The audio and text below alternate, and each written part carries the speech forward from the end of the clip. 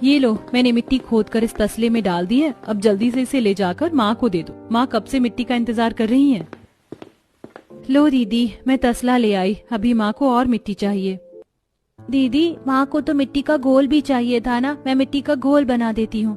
चलो तुम जाकर मिट्टी का घोल बना लो, मैं और आंचल जाकर माँ को मिट्टी देकर आते हैं।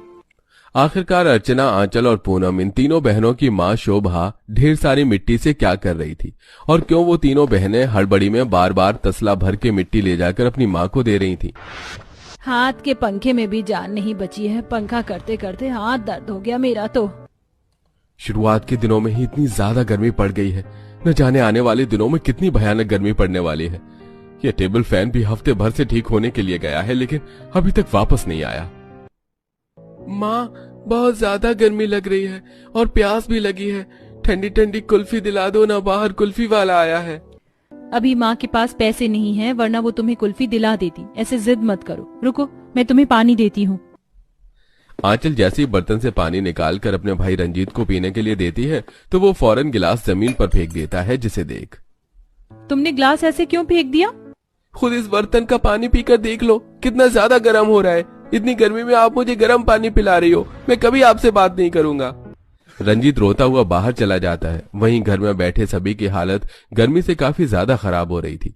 जहां तीनों बहनें गर्मी बर्दाश्त करते हुए सबके साथ बैठी थीं, तो वहीं इन तीनों की माँ शोभा अपनी मालकिन राशि के घर पर झाड़ू पोछा लगा रही होती है।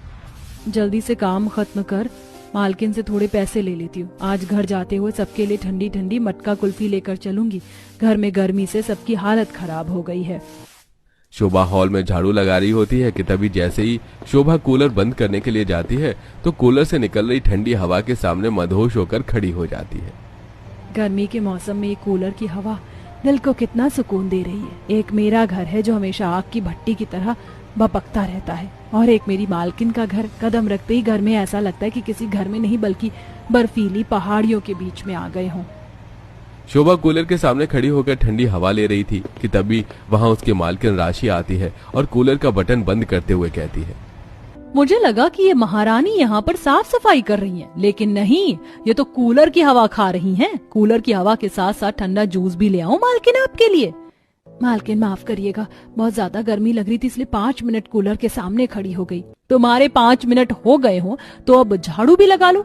इतना ही कूलर की ठंडी हवा खाने का शौक है तो मंगवा क्यों नहीं लेती? कोई लाख रुपए का नहीं आता है कूलर, कामचोर कहीं की।